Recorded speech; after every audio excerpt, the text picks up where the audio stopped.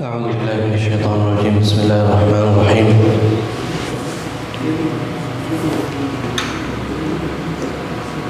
إذا وقعت الواقعة ليس لوقعتها كاذبة خافضة رافعة. So alhamdulillah, we completed Surah Al-Rahman and we move on now to Surah Al-Waqiah. Surah Al-Waqiah, it's very eloquent in the message that it wants to give, which is regarding the day of resurrection and the reality of the day of resurrection, how times are going into the time of resurrection as we are in time in front of us. So the reality is that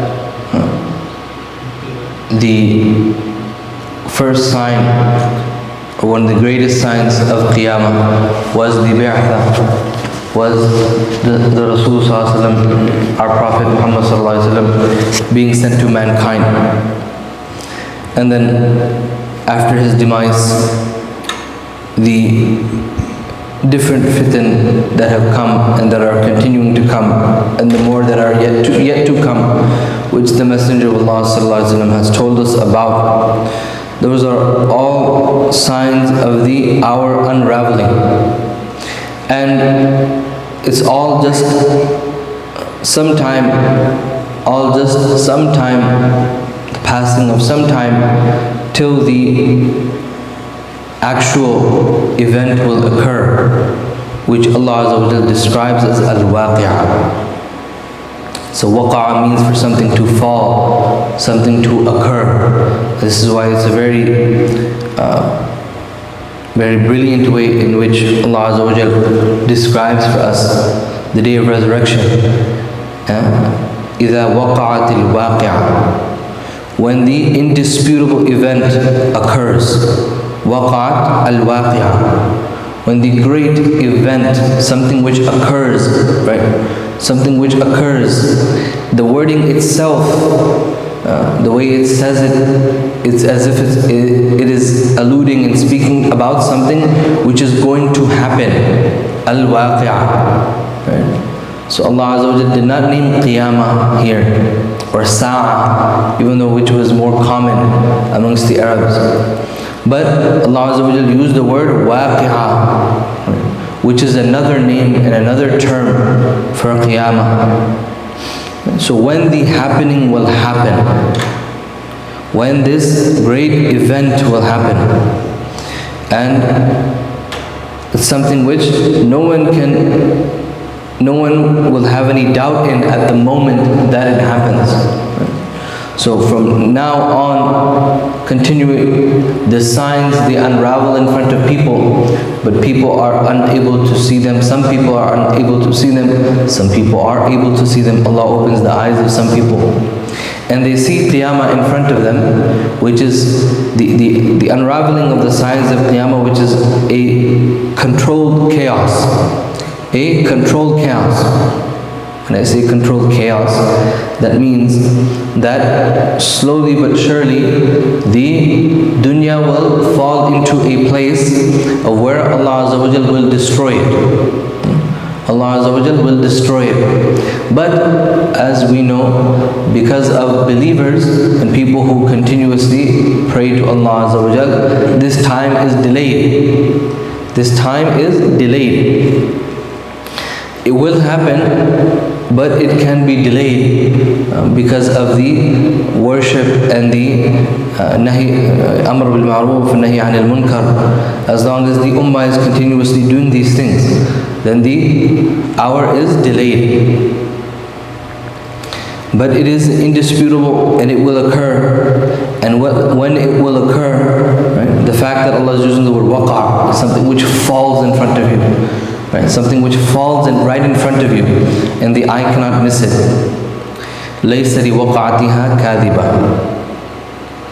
Right. Already the first ayah is speaking about Qiyamah in a manner in which there is no doubt. But now Allah Azza wa Jalla is speaking on another aspect of Qiyamah, which is that no one then shall belie its occurrence. Then when it occurs, لَيْسَ لِوَقْعَتِهَا, when it occurs, then no one will disbelieve in it. It will make sense to everyone then. So right now, it makes sense to some, and it doesn't make sense to some. Some believe in it, some don't believe in it. But when it occurs, when the trumpet will be blown, right? When the trumpet will be blown, then there will be no person who will disbelieve in what they're seeing, right? And this is the reality of the insan, that as the insan is continuously moving from stage to stage, from dunya to qabr, barzakh, to then mahshar, and everything else after that the eyes of the insan continuously open further and further. So as much as you see in this dunya, your sight will be heightened in the qabr. That will be the first dynamic change. Right? And the Messenger of Allah ﷺ told us that the believers are tested in the grave, and the wrongdoers or disbelievers are punished in the grave. Right? Tested means fitna. Rasulullah ﷺ said, "Futintum," you will be tested in the grave. There's a test in the grave as well. As we know, we're asked questions in the grave. That will be a test for the believers. So ask for protection from the test of the grave and from the punishment of the grave.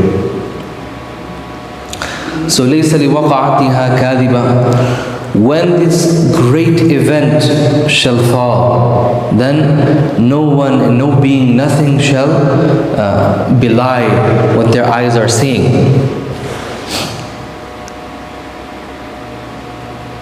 خَافِضَةٌ رَافِعَةٌ, for some it shall be abasing, for others exalting. Khafida means to lower, Rafi'a means to raise. So for some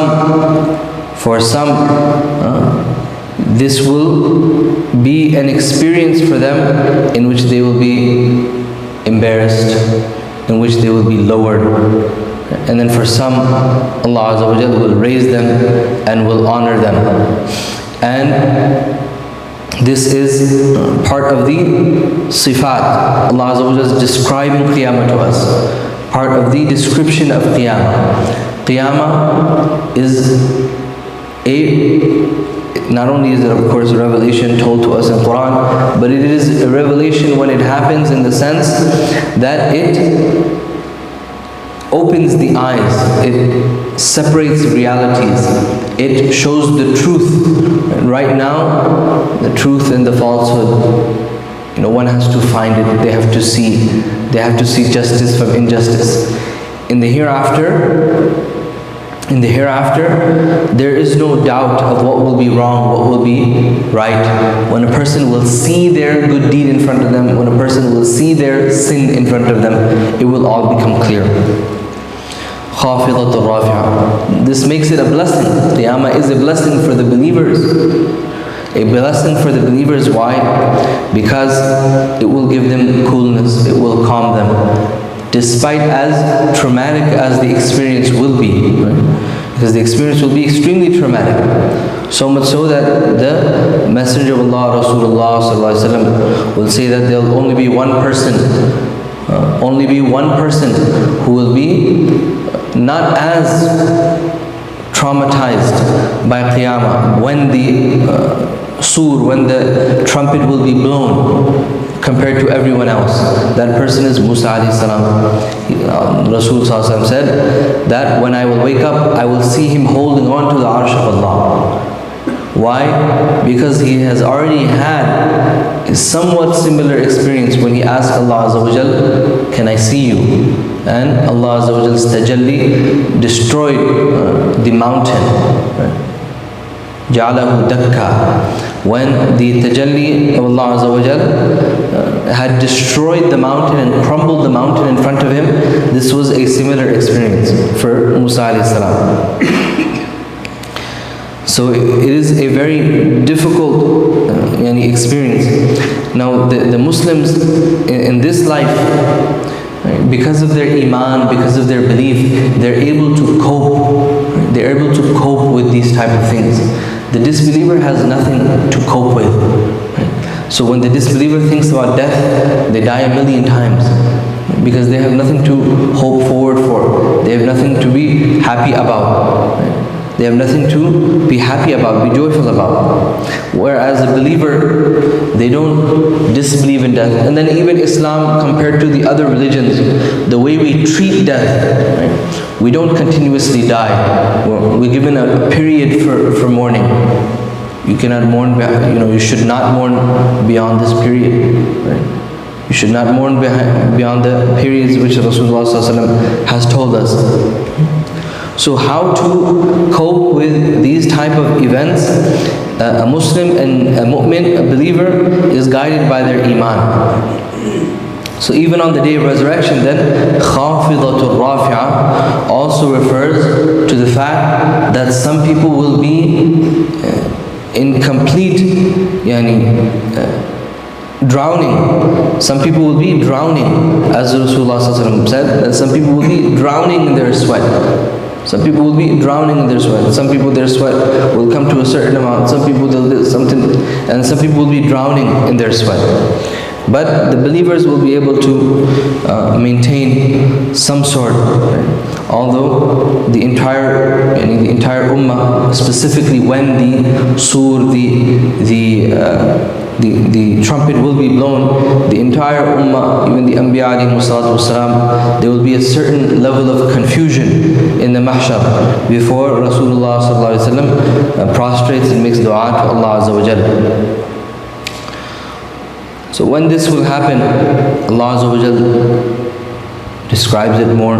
إِذَا رُجَّتِ الْأَرْضُ رَجَّةً, when the earth is shaken with a mighty shaking. إِذَا رُجَّتِ الْأَرْضُ رَجَّةً.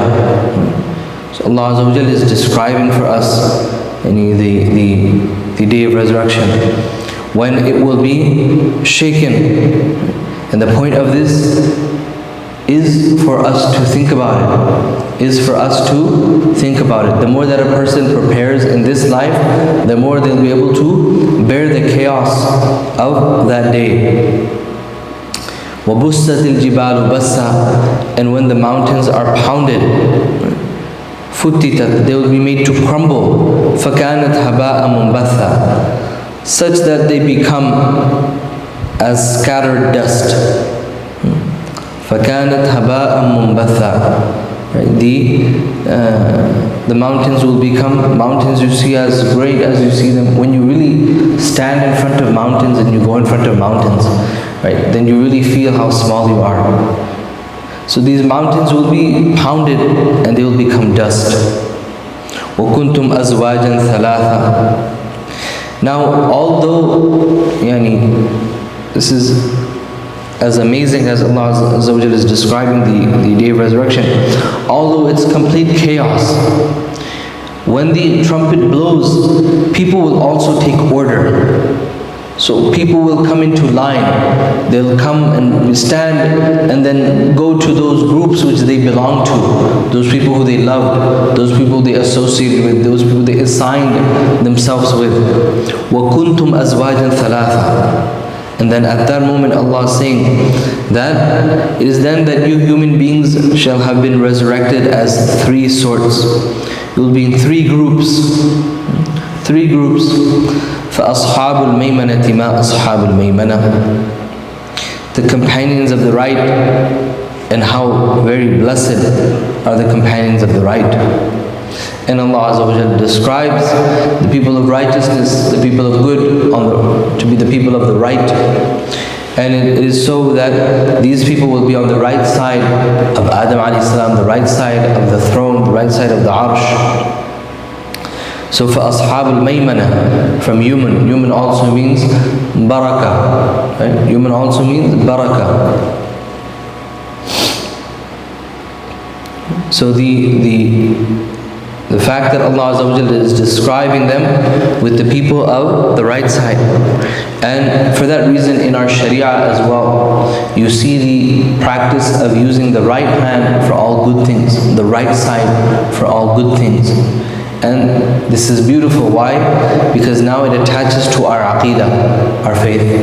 And this is a beautiful thing in our deen, that everything in our sharia, in our practical law, has some sort of a connection with our theology, with our belief, our aqidah. How so? What is the connection with that? Allah Azza wa Jalla is describing the people of righteousness to be the people of the right, the people of righteousness. What did Allah Azza wa Jalla describe Himself with? That He created Adam alayhi salatu wasalam with his two hands, not obviously like any physical two hands, right? We don't understand his hand to be a hand. Allah is above any sort of description as such. But Allah Azza wa Jalla did say that his two hands are right. They're both yameen. They're both yameen. So the matter of fact that the insan uses their right hand to do all good things is a great belief in this. It's a very blessed practice. And then وَأَصْحَابُ الْمَشْأَمَةِ مَا أَصْحَابُ الْمَشْأَمَةِ, and the companions of the left, and how woeful are the companions of the left.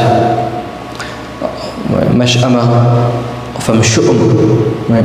From shu'um, which means to be wretched, unfortunate. They will be on the left side of the throne, the left side of Adam alayhi salam. وَالسَّابِقُونَ السَّابِقُونَ. And then you have the third, which is the forerunners in faith. Those who are pushing forward and have done the utmost. This is why it's extremely important to understand our deen, right? In our akhlaq, right? Specifically our system of akhlaq, our system of ibadah, our system of shukr, these things. That Muslims don't look for minimals. That's not what we're supposed to be. We don't look for minimals. We want to do the minimal sacrifice, have the minimal difficulty, right? Have the minimal difficulty, but then we want to have the highest place with the Sahaba radiallahu anhum, who sacrificed and who embraced the difficulty. They embraced it. Sabiqun as-sabiqun. This is sabiqun is also what the same characteristic or the same type of description Allah Azza wa Jalla has described the Sahaba. Sabiqun al-awwalun. Right? There's so many signs in the Quran that point to the Sahaba radiallahu anhum being the first to enter Jannah after Rasulullah sallallahu alaihi wasallam. So the Sahaba radiallahu anhum, if you want to be sabiqun, you have to be like them. Because Allah named them sabiqun. And they manifested this name, this attribute. What is the example of sabiqun? That they competed with each other. The Sahaba radiallahu anhum competed with each other for the sake of good. They always tried to do more. And it was a beautiful competition between them. As we know, the very famous story about Abu Bakr and Umar radiallahu anhuma during the Battle of Tabuk, when Rasulullah sallallahu alaihi wasallam asked them to, as the Sahaba, he encouraged everyone to come and bring your wealth fi sabilillah, for the sake of Allah Azza wa Jalla, for His path. And Umar radiallahu anhu thought that this is my opportunity for me to do the best that I can do, and perhaps even go ahead of Abu Bakr radiallahu anhu. And so he brings half of his wealth. It's a lot to bring half of everything you own. Right? He brings half of everything he owns. And he goes to Rasulullah and he says, this is half of everything I have. Rasulullah says to him, what have you left at home? He said, I left half of what I own for my home. So then Abu Bakr radiallahu anhu comes, and he comes with a smaller amount. So it looks smaller, and what Umar radiallahu anhu brought looks like a lot more. So Umar radiallahu anhu says that, that's it, I've won the race this time. And Abu Bakr radiallahu anhu brings it in front of Rasulullah sallallahu alaihi wasallam. And the Messenger of Allah sallallahu alaihi wasallam asks him, what did you leave at home? He says, I love Allah and His Rasul. I left Allah. What did he have? And what is the other narration mentioned? I have brought everything and I put it in front of you except the garment that I'm wearing. Right? The garment that he was wearing was the only thing that he kept. So this is sabiqun, right? That it's not about in deen the minimal. It's never about minimal. It's not the minimal in your akhlaq, the minimal in your ibadah, the minimal in that. If we're weak, I just acknowledge that we're weak. But don't try to make the deen, any less of a sacrifice than we should be doing. Right? We should be doing a lot of mujahada, a lot of sacrifice. This is an established fact in the Quran and the Sunnah, that we're supposed to be making sacrifice. And as long as the ummah is making sacrifice, there's some good in the ummah. There's some good in the ummah. أُولَٰئِكَ الْمُقَرَّبُونَ. It is those who shall be brought nearest to Allah. They will have the nearest place to Allah Azza wa Jalla. أُولَٰئِكَ الْمُقَرَّبُونَ. في جنات النعيم, in the gardens of delight of paradise. ثلة من الأولين وقليل من الآخرين.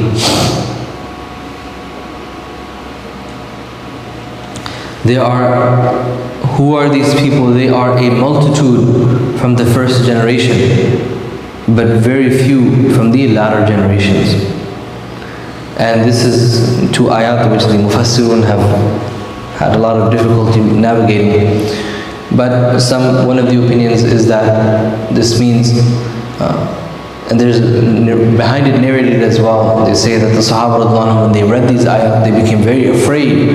What is this referring to? So one of the tafsir or ta'weed understanding of these ayat is that from Adam alayhi salatu wasalam all the way to the Prophet sallallahu alaihi wasallam, that is one group. Right? And so since this group is obviously many more people, many more nations, there will be much more, a bigger number of these people entering into Jannah. Whereas from the ummah, the last ummah, there is less people compared to the first. Not that there is less, but compared to the first. And the other understanding is that this is referring to the ummah of Muhammad sallallahu alaihi wasallam, in that the first generation, they will be, because of their qualities, they will be more in number entering into Jannah versus the latter generations. So what? Be like the first generation. Be like the first generation so you can be with them. Right? And this should make us concerned, this should make us think. Imam Malik rahimahullah used to say, this is extremely important. Why? Because the modernity and its philosophy is all that human beings, as they go forward, they will become better people. Human beings, as they go forward, society will be better. Technology and science and all of these things will grant us utopia. These are philosophies which are discussed. Right? And so there's this ignorance or arrogance within the modern human being towards the people of the past. Right? You can look at even the textbooks in our colleges, the textbooks in what we study. Right? They rarely speak about, in the contribution of the different sciences, the amount of how much the societies of the past have actually contributed. Nonetheless, the mu'min and the believer is supposed to look towards the people of the past as the people of success. This is what makes us different.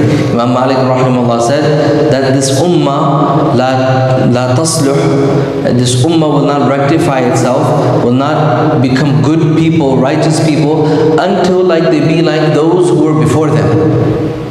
So our example is before us, not after us. Right?